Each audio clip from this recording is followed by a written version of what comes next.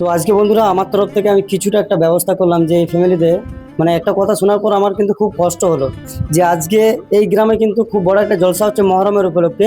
আজকে বাড়িতে বলছে নাকি রান্না বান্না হয়নি। এই কথাটা শোনার পর আমার খুবই কষ্ট হলো। তো আমার গ্রামের একটা আমার কাকুকে ফোন করলাম, তার কাছ থেকে কিছু টাকা মানে নিলাম। আর একটা আমার কাছ থেকে কিছু টাকা ম্যানেজ করে আমি হাট বাজার সমস্ত কিছু যেটা একটা ফ্যামিলিতে লাগে তো আমি নিয়ে এসেছি। সকলে তোমরা ভিডিওটা কিন্তু এই কাজটার জন্য একটু তোমরা শেয়ার করবে। তো আমি তোমাদের জন্য কিছু একটা হাট বাজার নিয়ে এসেছি। ভালো লাগছে দেখে। আচ্ছা, আমি চাই যে আমি তো তোমার সন্তানের মতনই, বলো। একটু যদি মাকে খুশি করতে পারি বা যদি একটু হাসি ফুর্তি রাখতে পারি আমার খুব ভালো লাগে। হ্যাঁ, ভালো লেগেছে, খুবই ভালো।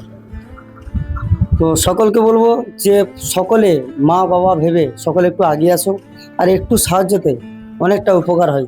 আজকে তোমাদের জন্যই সম্ভব যে কাজগুলো আমি করতে পারছি। আজকে সামান্য একটুকু ভালোবাসার জন্য যে এতটুকু যদি কাজ করতে পারি, তাহলে যদি তোমরা মানে বেশি বেশি করে সাপোর্ট করো, ভালোবাসা দাও, তাহলে আমি কতটুকু কাজ করতে পারবো তোমরা খেয়াল করো।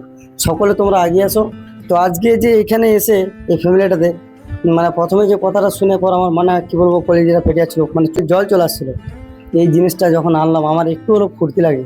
ভালো লাগছে তোমার? তোমার ভালো লাগবে। ভালো লাগছে? হ্যাঁ, হ্যাঁ। বাবা ভালো লাগছে? ভালো লাগছে, অনেকটা ভালো লাগলো, খুশি লাগলো, আনন্দ পেলাম, অনেক এগুলো। আচ্ছা, সকলে আমার জন্য দোয়া করবে যেন এই কাজগুলো করতে পারি। হ্যাঁ, দোয়া করবো সবাই, আমরা তো দোয়া করবো যে আপনি যেমন ভালো কাজ করছেন, মানুষ আপনার পাশে যেমন দাঁড়ায়। মা একটু দোয়া করবে, হ্যাঁ? হ্যাঁ, দোয়া করো। সকলে ভালো থাকো, সুস্থ থাকো। আসসালামু আলাইকুম।